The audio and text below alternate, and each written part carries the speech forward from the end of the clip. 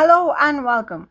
In this video, I'm gonna be showing you how you can disable calls on Telegram in Android. It's a pretty straightforward process.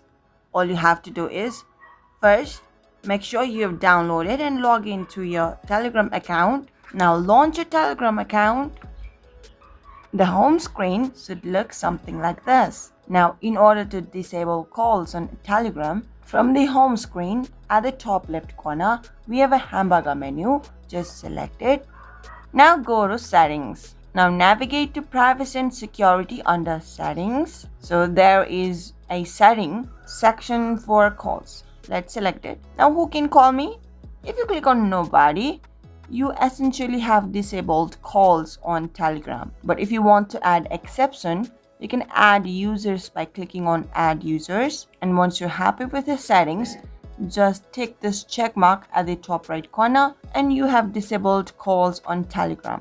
Now you know how to disable calls on Telegram. If you found this video helpful, do give this video a big thumbs up. And if you still have any questions or comments regarding disabling calls on Telegram Android, do leave them in the comment section. We'll get back to you right away. Until next time, bye-bye.